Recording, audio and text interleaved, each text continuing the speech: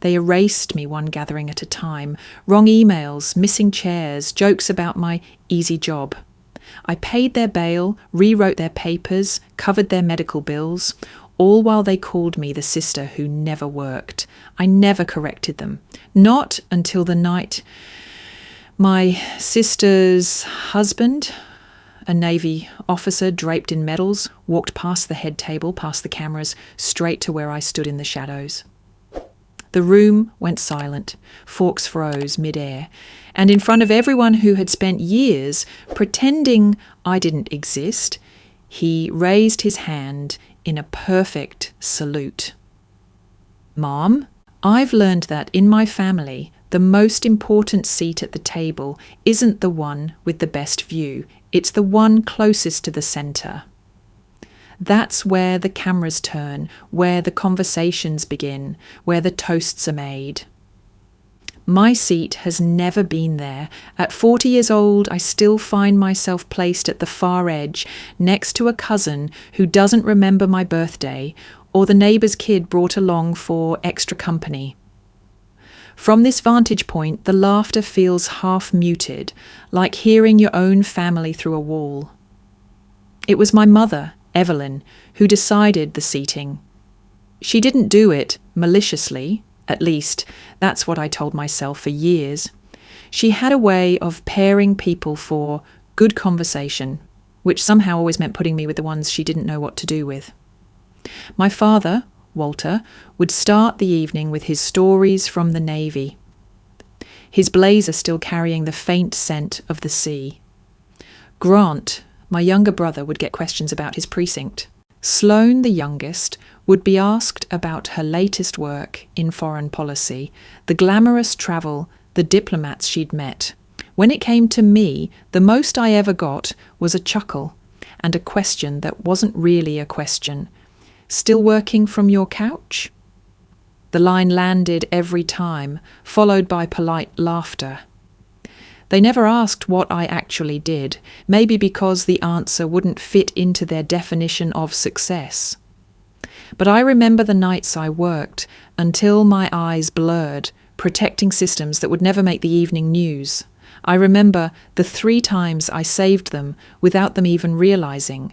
The first was Grant's DUI. He called no one, but I found out anyway. Before our parents could even check their voicemail, I'd transferred the bail money electronically, fast enough that the incident didn't stain his record.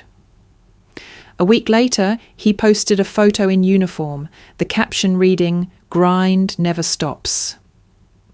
No mention of the grind I did for him.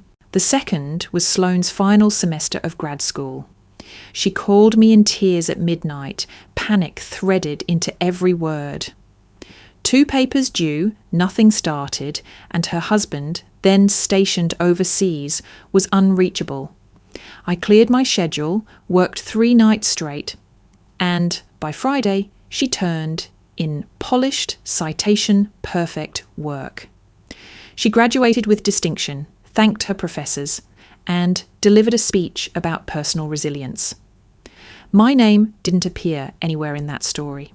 The third was my mother's cardiac procedure. Insurance denied coverage, and for the first time in maybe a decade, she called me with her voice unsteady. I told her not to worry, opened my banking app before she could finish, and covered the cost in full. She recovered well, sent Grant a framed photo of her hospital stay, and thanked him for being there. These things never seemed like debts to me at the time.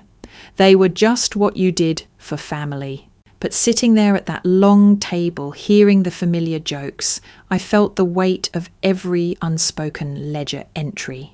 They had built a version of me that was easy to dismiss, helpful but unremarkable, available but forgettable. When dessert came, I reached for my phone, more out of habit than interest, and saw the email. It was from a catering service, subject line, "Final headcount confirmation, Captain Jacob Hart promotion dinner." I stared at it, confused, until I realised it wasn't addressed to me. It was meant for someone with a similar name, a co-worker of Sloan's probably. My eyes scanned the list. My name wasn't there, not a mistake this time, not a last-minute oversight, just absence. Clean, deliberate, unacknowledged. I locked my phone and set it face down beside my plate. The laughter at the centre of the table carried on without me, and I found myself wondering, maybe for the first time, if I'd been wrong all these years. Maybe they weren't just forgetting me. Maybe they'd decided I didn't belong in the picture at all. I didn't reply to the catering email. I didn't forward it to Sloan or ask why I wasn't on the list. By the time the plates were cleared, I'd already decided what I would do. Nothing, no confrontation, no quiet plea for an invitation, just silence. The next morning, I sat at my desk with a mug of black coffee and logged into a secure terminal. My work was a world away from family dinners and birthday toasts. Lines of code scrolled past, green text on a black background, each segment a simulated strike against critical naval communication networks. My task was to find the cracks, force them open, test their limits, and then seal them tighter than before. I worked methodically, toggling between layers of encryption, tracing hypothetical breaches from one protocol to the next. On the wall beside me, a laminated flowchart detailed the network's architecture, a lattice of channels that spanned continents. Somewhere in those lines, Jake Hart's unit lived. His commands, his alerts, his safety. I didn't dwell on it. At least I told myself I didn't. The simulation pinged red, a vulnerability in a satellite relay. I rerouted, patched, retested. The second run came back clean. Another potential failure averted. Another night no one would ever thank me for. By late afternoon, the report was ready. I encrypted it, uploaded it to a classified portal, and closed the terminal. My personal laptop sat nearby, its screen still open to the last browser tab I'd looked at before diving into work. Social media. The photos had gone up within hours of the promotion dinner. I scrolled through them slowly, almost clinically. Jake in full dress whites, medals catching the light. Sloan in a navy sheath dress, one hand resting lightly on his arm. My parents flanking them, faces bright, proud. Grant in the background, red plastic cup in hand, mid-toast. The captions were uniform, proud night for the family. Honour, courage, commitment. There was no mention of me, not in the photos, not in the words, not even in the comments from people who'd known us for years. It was as though I'd been edited out entirely. I wasn't a missing piece in the frame. I was a ghost that had never been there. I clicked through the album again, this time noticing the details I'd missed before. The way my father's blazer had been brushed to perfection, the subtle tilt of my mother's chin, the symmetrical composition of the group shots. It was curated, precise, the kind of presentation that left no room for accidental omissions. It struck me with a kind of cold clarity that this wasn't neglect. It wasn't about forgetting. Forgetting is messy, uneven. This was clean, deliberate, surgical. And for the first time, I stopped trying to tell myself otherwise. I closed the laptop and leaned back in my chair. In the quiet of my apartment, the hum of the refrigerator was the only sound. Outside, traffic moved like it always did, indifferent to the fact that something in me had shifted. They weren't just leaving me out of their stories, they were rewriting the story so I'd never been part of it to begin with. I thought about the years I'd let that happen. Every time I laughed off a joke, every time I handed over help without acknowledgement, every time I told myself it was easier to keep the peace. I'd been giving them permission, one silence at a time. And maybe I thought it was time to stop. The first time I noticed a missing photograph, I told myself it didn't matter.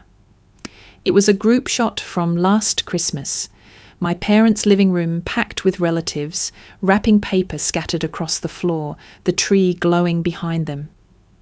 I remembered standing there, smiling for the camera, feeling the sting of Grant's joke about consultants in pyjamas still hanging in the air.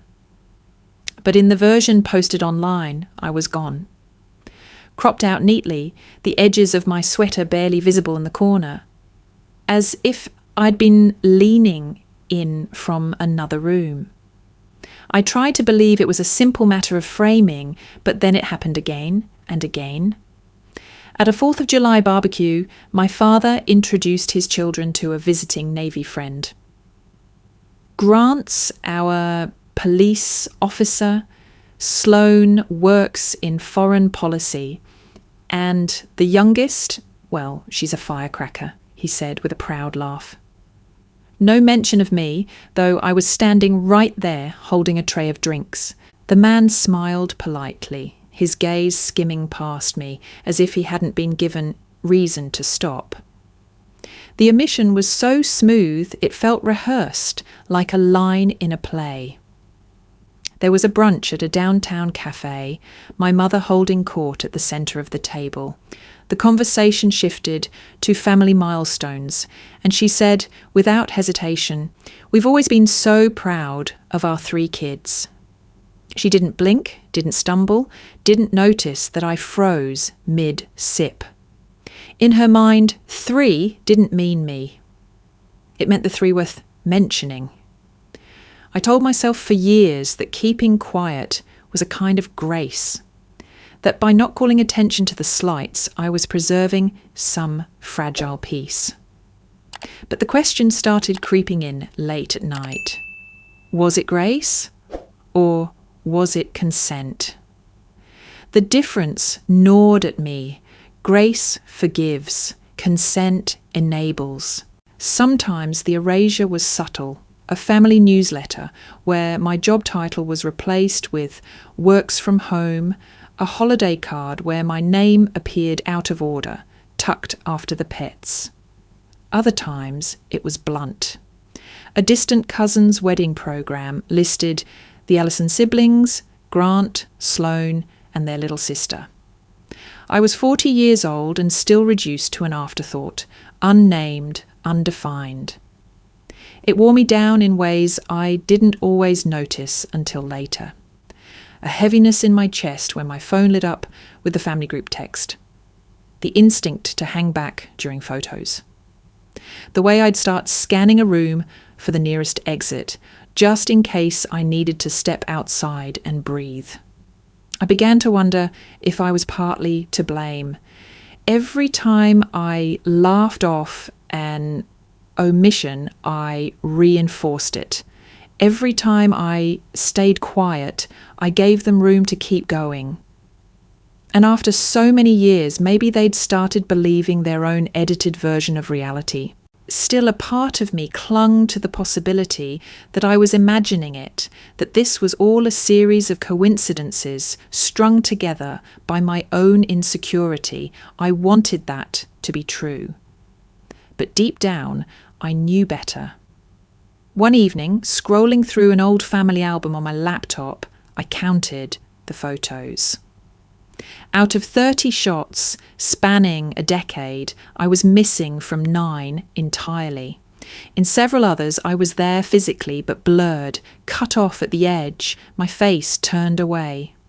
The realization didn't come with a dramatic jolt. It was slower, heavier, like water seeping into a foundation. It wasn't that they'd stopped seeing me. It was that they'd decided not to. And once you see that truth, it's impossible to unsee it. The group text came on a Tuesday afternoon, buried between work alerts and a grocery delivery reminder. Sloan's birthday dinner, Saturday at 7. Don't make this a big thing. Let's keep it drama-free. My mother had added a smiley face as if punctuation could soften the edge. Drama-free. That was the family's code for "don't make it about you." I typed nothing, just tapped the date into my calendar.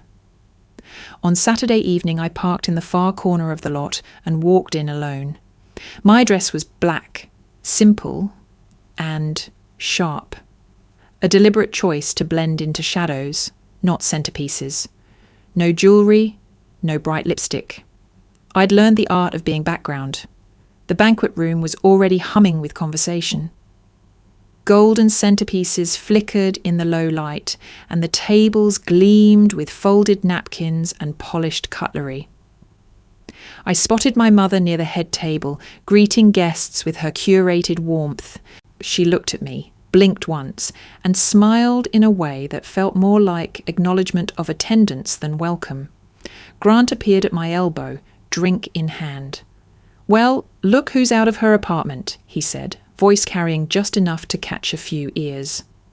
"The Home Office Queen herself."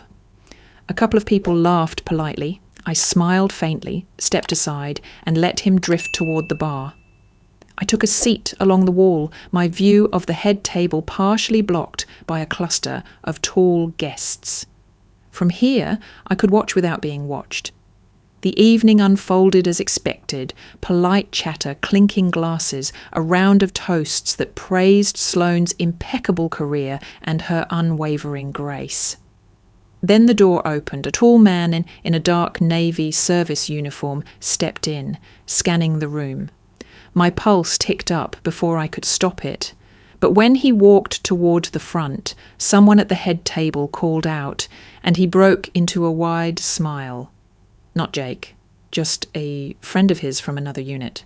He moved easily among the guests, shaking hands, trading jokes. I watched him pose for a photo with Sloan, her hand resting lightly on his sleeve for the camera. The crowd around the head table seemed to glow brighter, their voices rising in collective ease. My seat, by contrast, felt colder. I sipped water, listening to the overlapping waves of conversation. Every so often, my eyes flicked to the door, unbidden. I told myself I wasn't waiting for anything. That was a lie so thin, it might as well have been transparent. The Navy friend eventually drifted toward the buffet, and I caught myself exhaling like I'd been holding my breath. The momentary spike of expectation had faded, leaving a familiar hollowness in its place. It was fine, expected even. I was here to mark the occasion, to fulfill the obligation, nothing more.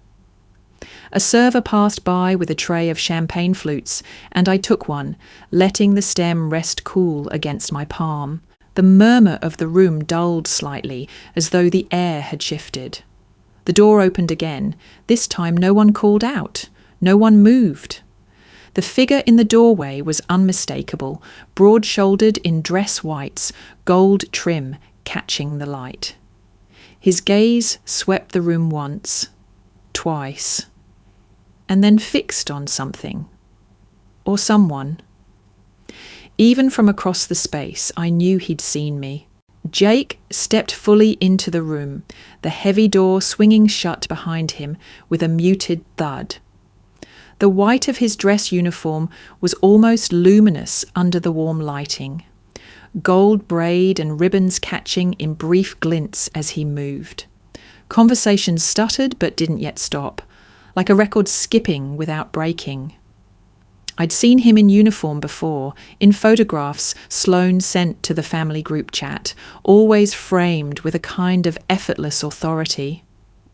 But photographs are flat. In person, he carried the presence of someone who'd been trained to own any space he entered. And this space, this curated little celebration, was no exception. Except he didn't follow the expected path.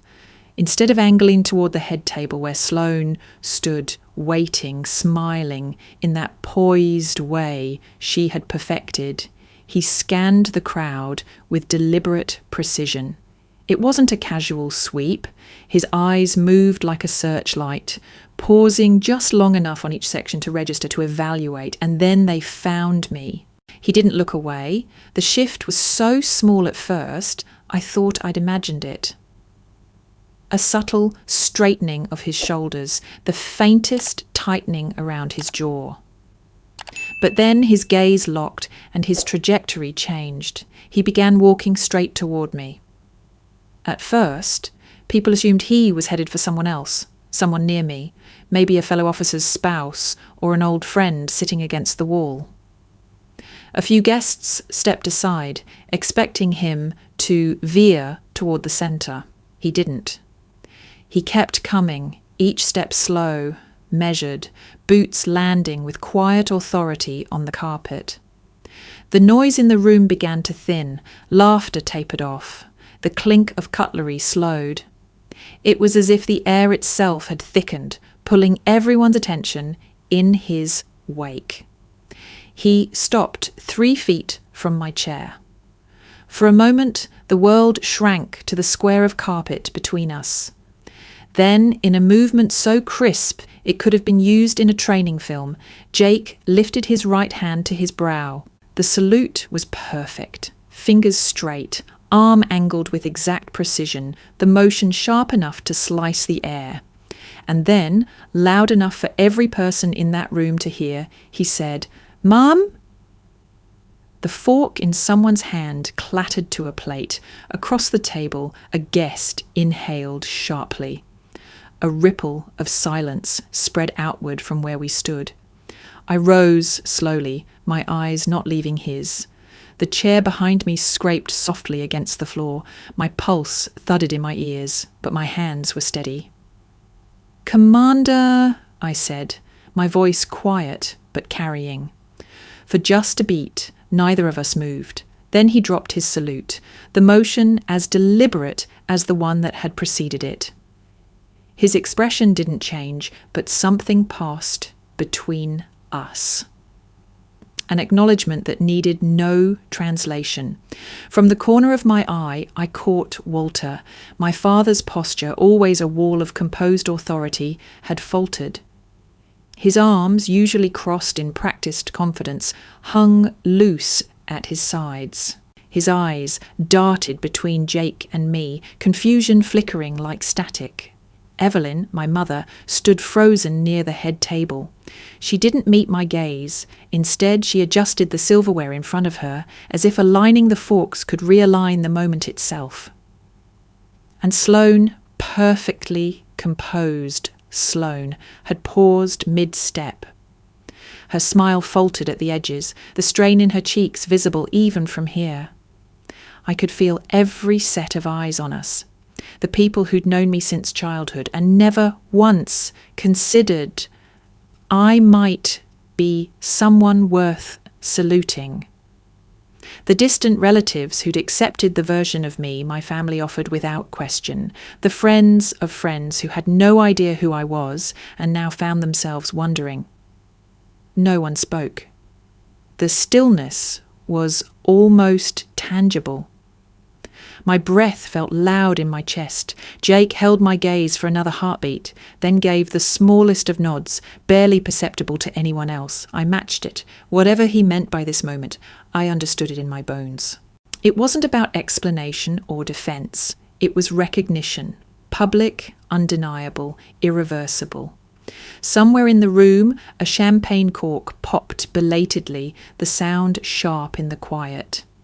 A few conversations started up again, tentative and hushed. But the texture of the air had changed. The easy brightness of before was gone, replaced by something tauter, edged with questions no one was ready to ask aloud. I sat back down, my pulse still steady, my hands folded loosely in my lap. Jake remained standing for a moment, longer. His presence a deliberate anchor in the middle of this new, unsettled arrangement. Then he shifted slightly, as if waiting for permission to join me. I nodded again, and he pulled out the chair beside mine. The message had already been delivered. Jake sat down beside me without ceremony, the clean lines of his uniform sharp against the muted tones of my black dress. He didn't turn to me, didn't lean in for a quiet explanation. He simply sat, posture straight, eyes forward, as if this was exactly where he was meant to be. I didn't ask for details. I didn't need them. Still, my mind flicked back, 6 months earlier, to a windowless conference room 3 floors underground, the air heavy with the hum of filtered ventilation. The walls were lined with secure terminals, each screen running simulations in real time. I'd been brought in to brief a small group on a breach risk in naval communication relays. The stakes were high enough that phones were locked outside, laptops were vetted, and everyone in that room had clearance above top secret. When it was my turn, I walked them through the vulnerability, a flaw in the satellite handshake protocol that could, under the right conditions, delay or distort a command signal. It was the kind of failure that wouldn't show up in drills, but could prove catastrophic in real deployment. The solution I proposed wasn't elegant, but it was airtight. Triple redundancy checks, layered encryption shifts, and a fail-safe override that could be manually triggered on deck. I'd tested it against every known exploit and a few theoretical ones. None had broken through.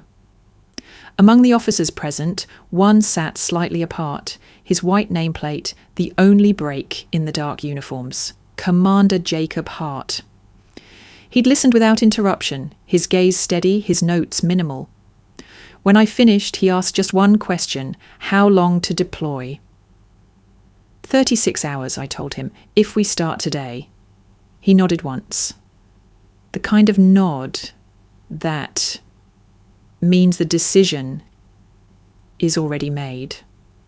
And then the meeting moved on.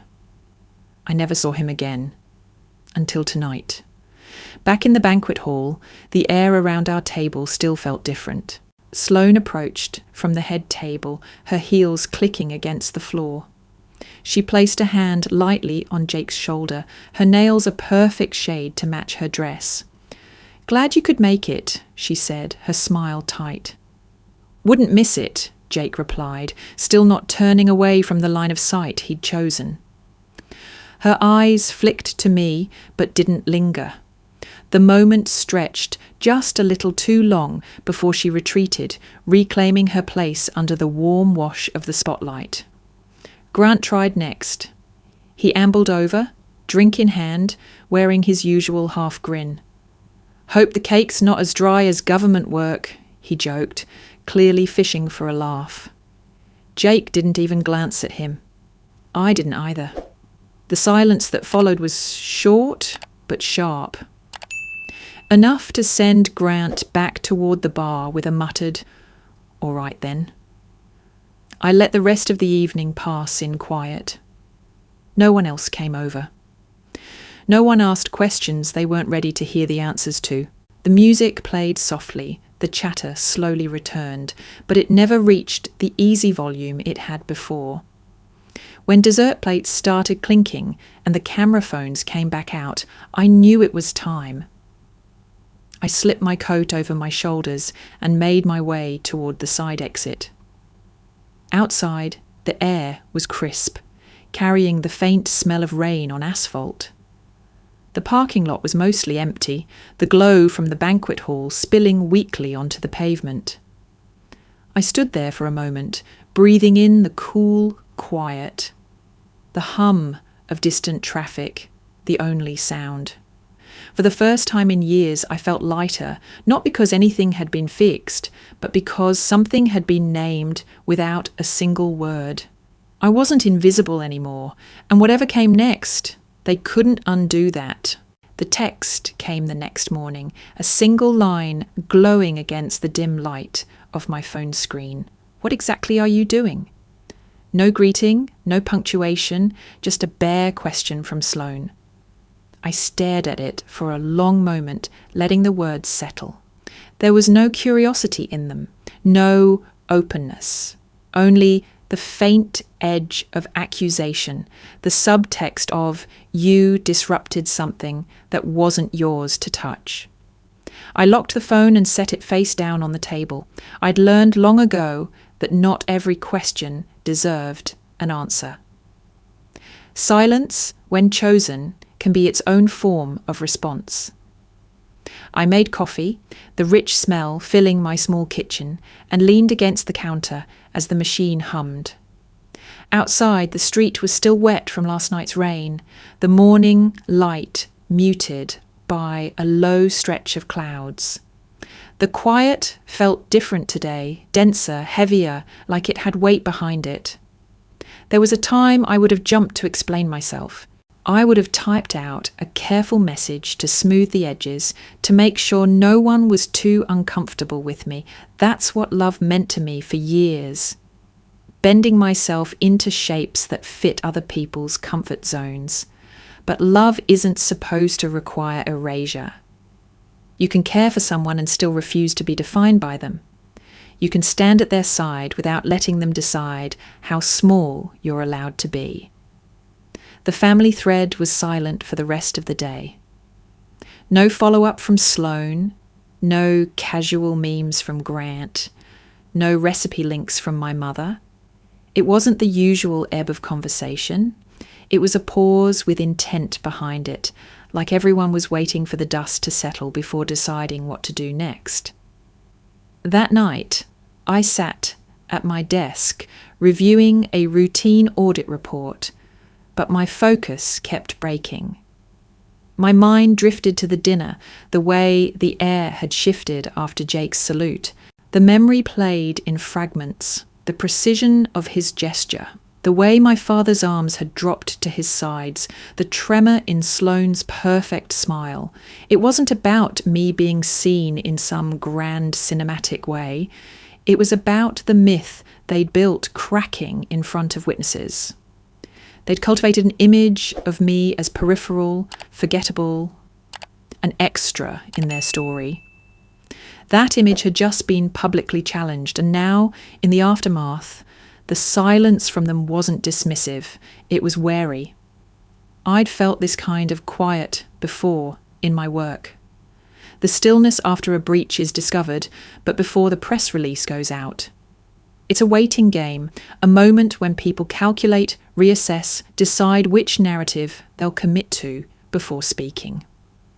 I realised that, for the first time, the balance had shifted.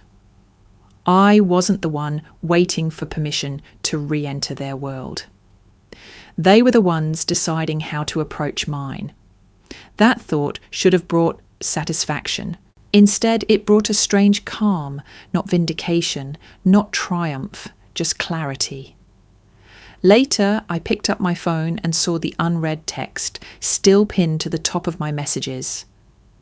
I didn't open it again. I didn't need to. Some things are better left unanswered, not because you don't have a reply, but because you've already said everything that matters without speaking at all. The call came 2 nights later, long after I'd stopped expecting my phone to ring. The display lit with Jake's name. For a moment, I considered letting it go to voicemail, but curiosity, or maybe something deeper, won out. "Commander Hart," I answered, my tone neutral.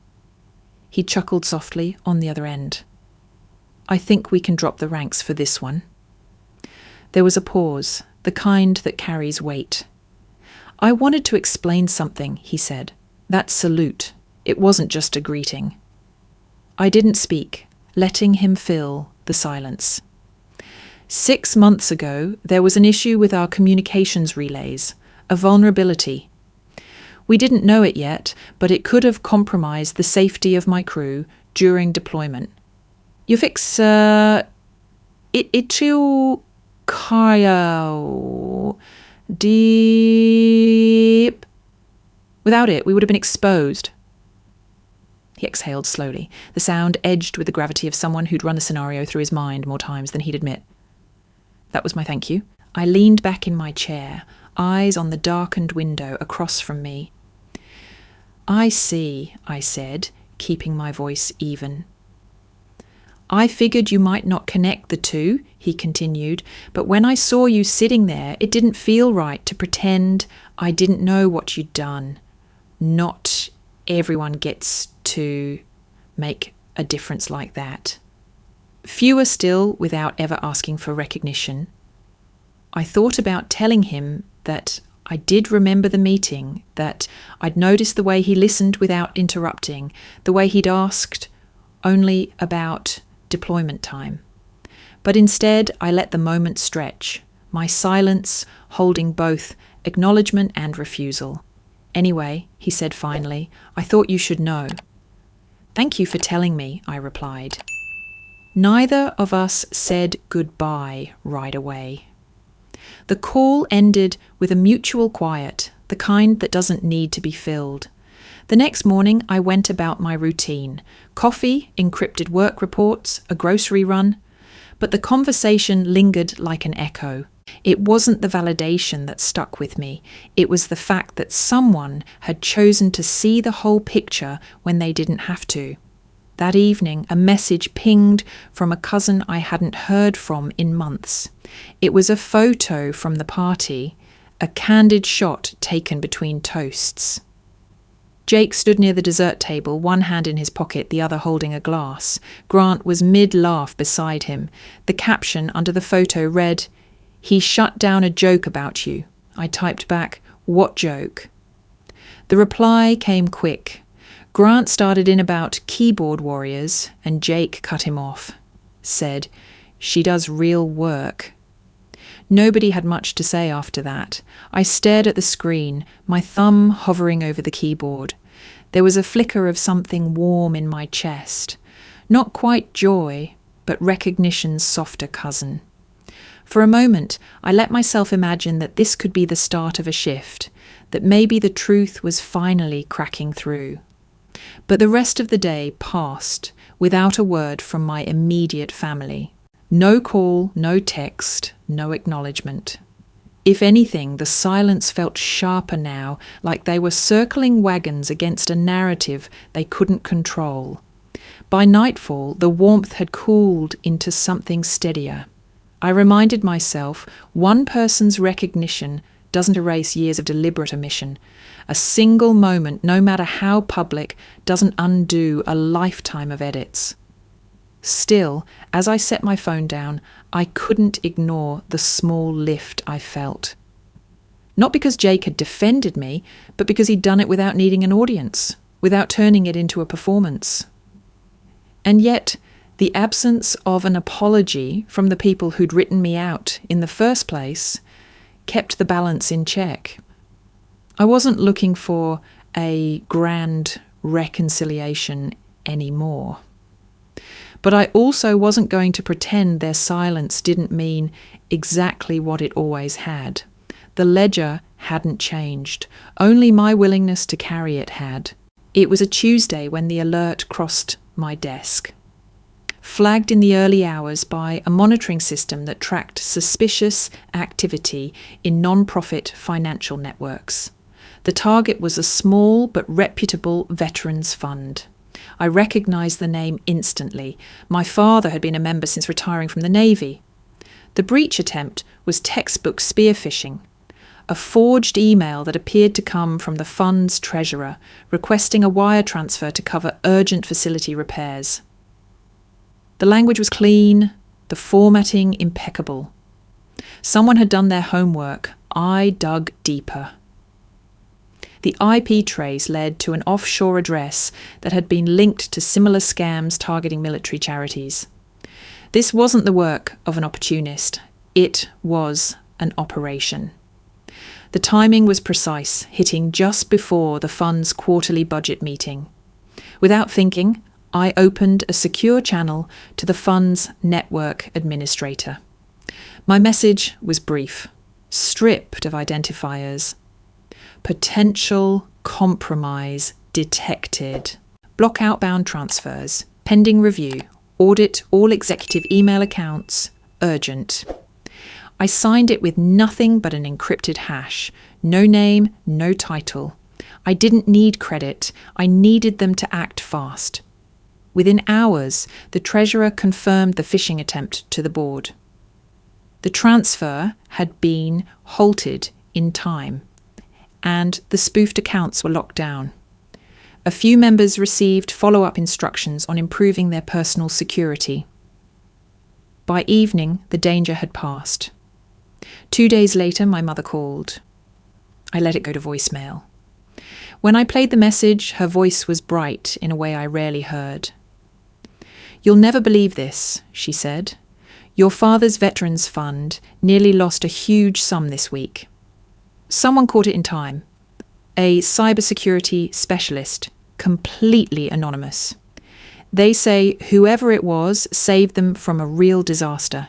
Isn't that something?"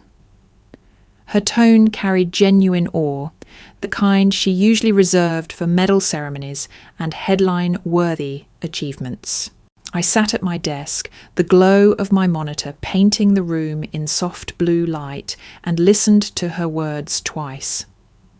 She didn't know. Of course she didn't. The anonymous part was the point.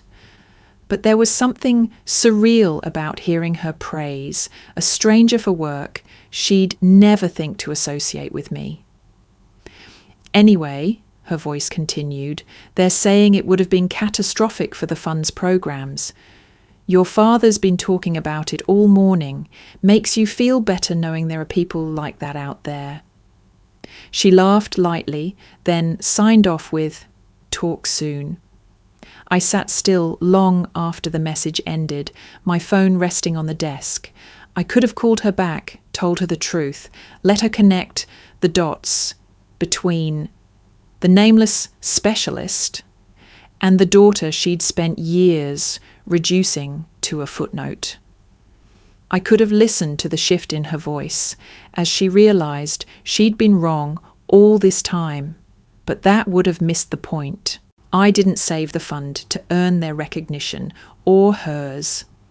I did it because I could, because it mattered, because letting it fail when I had the tools to stop it would have been unthinkable.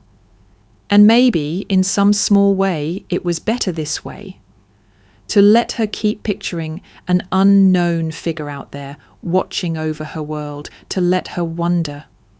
It was a strange kind of satisfaction, not the kind that comes from applause, but the quiet weight of knowing I'd been exactly where I needed to be, exactly when it counted. And they'd never see it coming. Sloan texted me on a Thursday. "Coffee? Just us. No preamble, no emoji, just the words." We met at a small cafe on the east side of town, the kind of place where the tables are close enough to overhear conversations, but the music is loud enough to pretend you can't. She was already there when I arrived, hair perfectly smoothed, a folder neatly tucked beside her cup. "I wanted to talk," she began, her tone cautious, like she wasn't sure which version of me would show up. I took a sip of my coffee before answering. "About what?" Her eyes flicked away for a second. "About the other night, and other things. I feel like there's a lot I don't know." I studied her face, calm, composed, but under it a tension that wasn't part of her usual performance. "There is," I said finally. I didn't give her everything. I didn't owe her that. But I opened what I think of as my invisible ledger. Grant's DUI, I paid the bail before Mom and Dad even found out. Your last semester of grad school, you called me in a panic. I stayed up 3 nights writing those papers with you. Mum's heart procedure, I covered the cost when her insurance refused. I watched her blink, once, twice. The Veterans Fund Dad's in, that phishing scam last week, I stopped it before they lost a cent. She was still absorbing when I decided to lay down the card she'd never expect. "Do you remember 2 years ago when your department's shared drive was taken offline for maintenance?" She frowned. "Vaguely. They said it was a glitch." It wasn't. It was an attempted ransomware attack. Someone got hold of a batch of sensitive files, emails, personal data, including yours. They were preparing to demand payment to keep them from leaking. Her grip on the cup tightened. And I intercepted it, wiped their access before they could make contact. Scrubbed your name from every compromised file. No one told you because no one knew except me and 2 other people in a secure room. The colour in her face shifted, not quite draining but unsettled, like she was trying to reconcile the story with the sister she thought she knew. "Why didn't you ever," she started. "Tell you?" I cut in.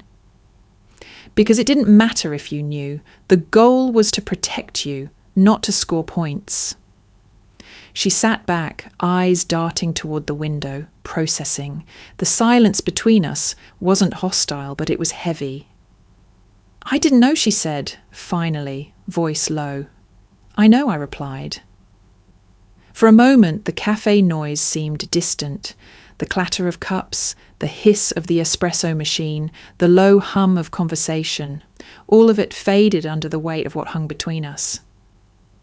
"You've done all this," she trailed off, as if the next words wouldn't fit in her mouth. "And we wrote me out of the picture," I finished for her, not unkindly.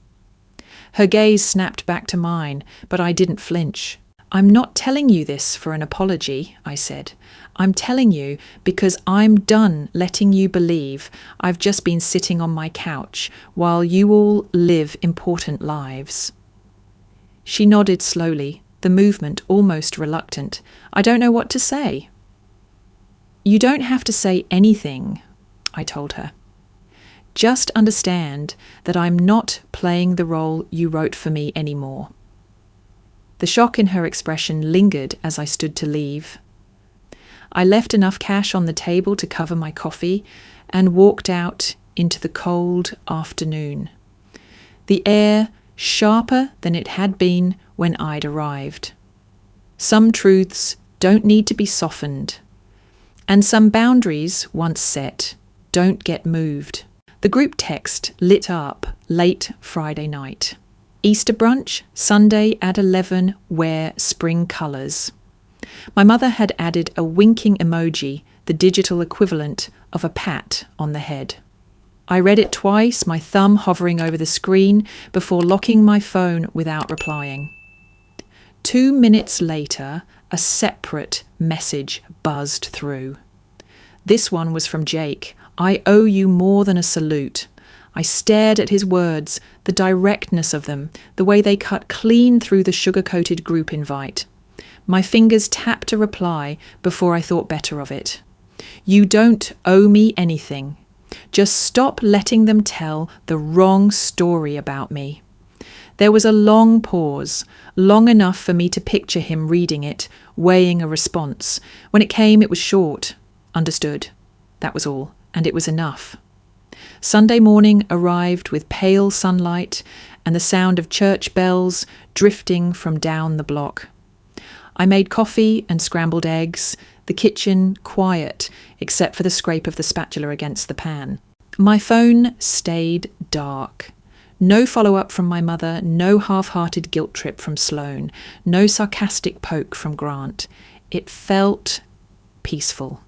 I knew the brunch was already in motion, tables set with pastel linens, champagne chilling in buckets, small talk circulating about promotions and projects.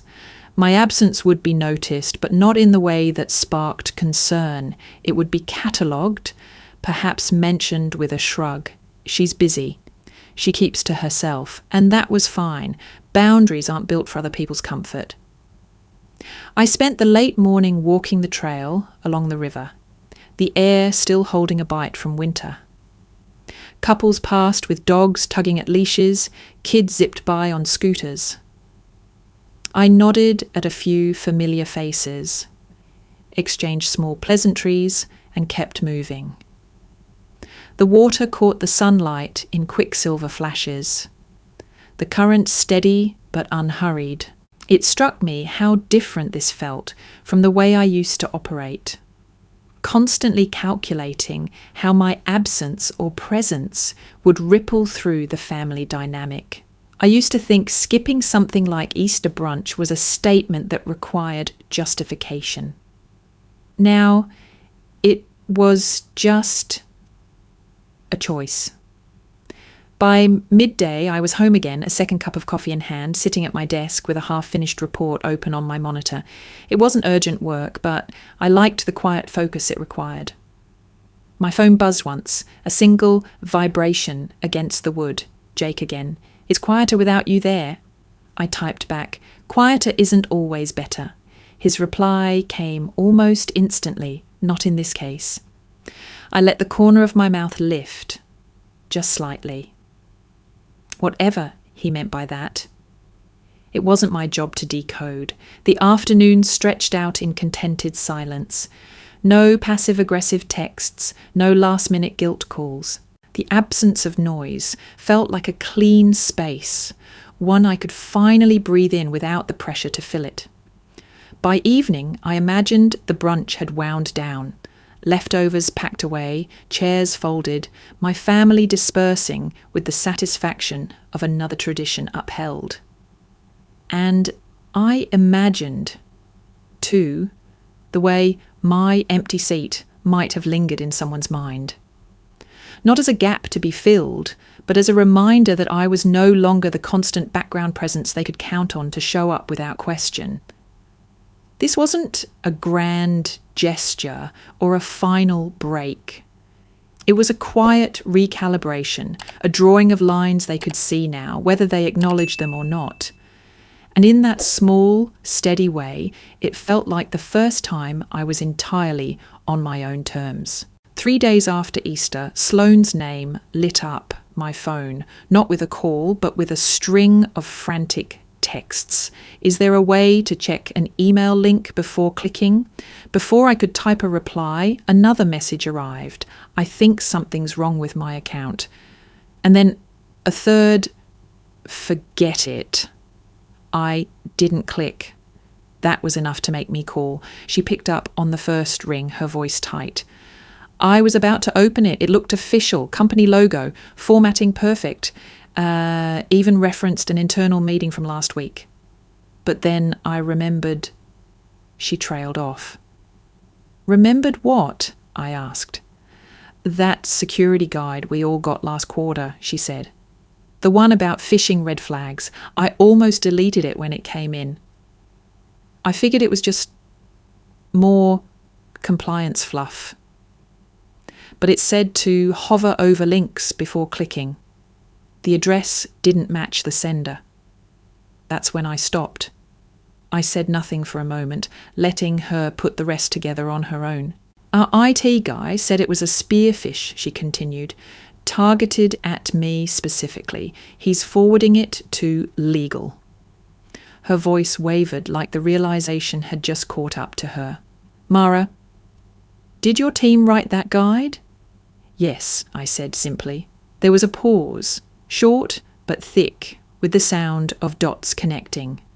"So if I hadn't read it, you'd have given them access to your account. And whatever else they were after," I finished. "Ransomware? Data theft? Take your pick." Her breath hitched, barely audible. "So you've been protecting me, even now?" "I protect systems," I said, careful to keep my tone neutral. "Sometimes those systems have people in them I know." The quiet on the line wasn't awkward. It was heavy. The kind that comes when someone's perception shifts all at once. "I didn't know," she said finally, the words slow, deliberate. "I know you didn't. It's not just the guide, is it?" I thought about the invisible ledger I'd shared with her at the cafe, about the entries I'd left unspoken. "No," I admitted. "It's not just the guide." She let out a slow exhale, and for the first time in years, there was no armour in her voice. "All this time, I thought you'd pulled away because you didn't care anymore, but you never stopped, did you?" I stopped showing up where I wasn't welcome, I said. That's not the same as stopping.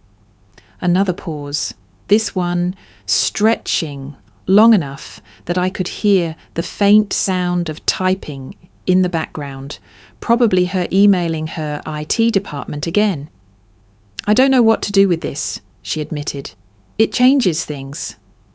Then let it change them, I replied. She gave a short, breathy laugh, not from amusement, but from the disorienting weight of perspective tilting.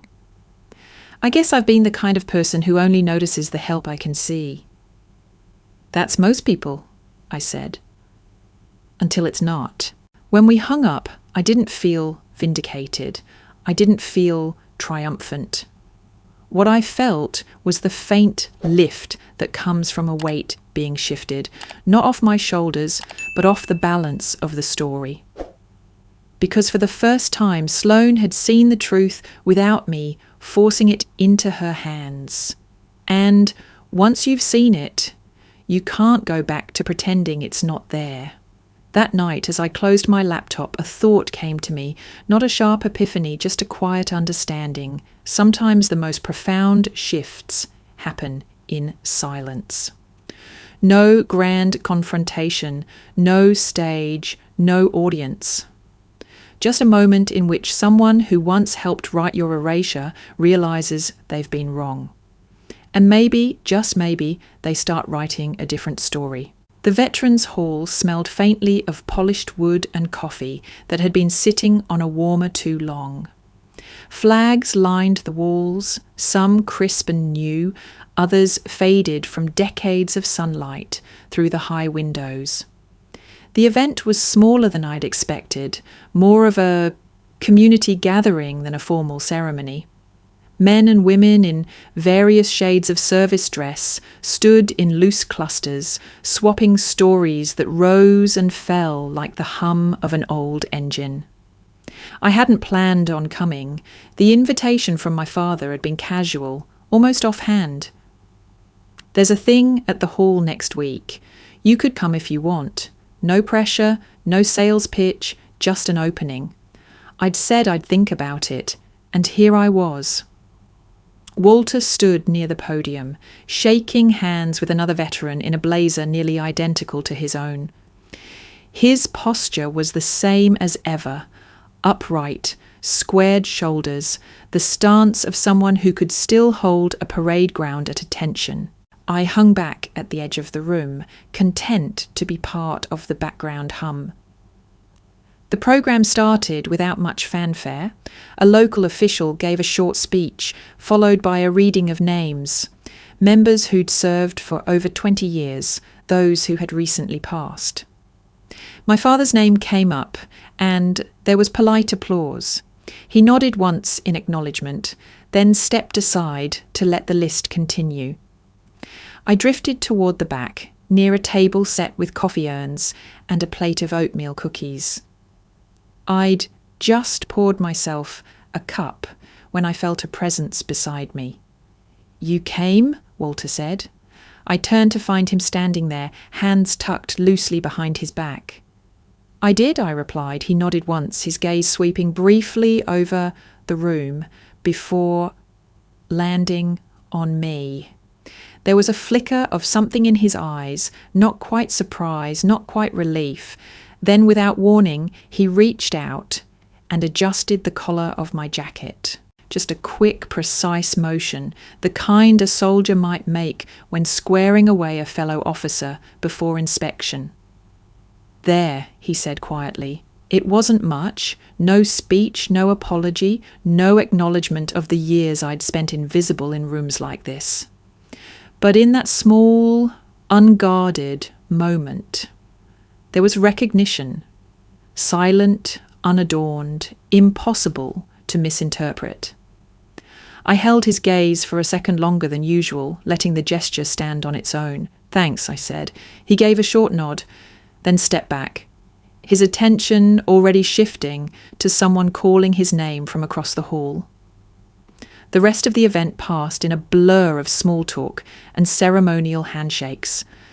I listened more than I spoke, the coffee cooling in my hand. Every so often, I caught my father's eyes flick toward me, briefly, like he was checking that I was still there. When the closing remarks wrapped up, people began drifting toward the doors, pulling on coats and exchanging last-minute goodbyes. I waited until the crowd thinned before making my way outside. The late afternoon air was crisp, the sky pale with the first hints of evening. I could still feel the echo of that small adjustment at my collar. For someone like my father, a man who measured words like currency, that had been a statement louder than anything he could have said into a microphone. It wasn't closure, but it was a kind of honour, offered in the only language he knew how to speak. And for now, that was enough. 2 days after the Veterans Hall event, I found myself walking through the older part of the city, the streets narrower, the buildings heavier with history. It was muscle memory that brought me here, though I hadn't been back in years. The federal complex loomed ahead, 3 stories of unadorned concrete and reinforced glass, guarded by men who didn't wear name tags. There was no sign, no flag, no indication of what happened inside, just the quiet hum of security systems and the knowledge that, past those walls, lives and missions were being safeguarded in ways most people would never know. I slowed as I passed the entrance. This was where I'd submitted my first full threat response protocol. A stack of documentation so dense it could have doubled as a weapon. I'd walked out that day without ceremony, no handshake or applause, just a digital acknowledgement that my work had been received, reviewed, and deployed. It struck me how much of my life had been like that. Quiet interventions, fixes no one could see, wins measured in the absence of disaster. I kept moving, the cold air tightening the skin on my face. As I rounded the corner, I thought of Jake's salute, the way he'd cut through a room designed to keep me in the shadows, the precision of his gesture, the weight behind a single word. Ma'am. It had been public, yes, but it hadn't been for show. It was a recognition of something he'd seen with his own eyes, something he knew was real whether or not anyone else could name it. I thought, too, of the other moments, less visible but no less important, the times I'd stopped a breach before it reached the headlines, the conversations I'd chosen not to have, the accusations I'd let die in silence rather than burn myself proving them wrong. The years of resisting the small, persistent push to be less than I was. There's a kind of strength in refusing to shrink. It's not loud, it's not dramatic, but it's constant. I crossed to the far side of the street, the building now behind me, its blank facade fading into the periphery. The sidewalk here was uneven, the cracks filled with old leaves. My boots scuffed against the concrete as I replayed the last few months in my head. Not in a straight line, but in the looping way memory works, pulling moments forward and pushing others back. The truth is, I don't need my family to rewrite their version of me. I don't need the missing photos filled in, or the introductions corrected, or the old slights dressed up as misunderstandings. Those things happened, and they'll keep their place in the story they tell themselves. What I have now is my own record, my own ledger. Some legacies are whispered, the kind that never make it into speeches, that live only in the lives made safer by your work. Some legacies are witnessed, marked by moments like Jake's salute, when recognition breaks through without asking permission. And some legacies, some just walk into the room, lift a hand, and say nothing at all except the truth. I reached the end of the block, the hum of the city folding back in around me.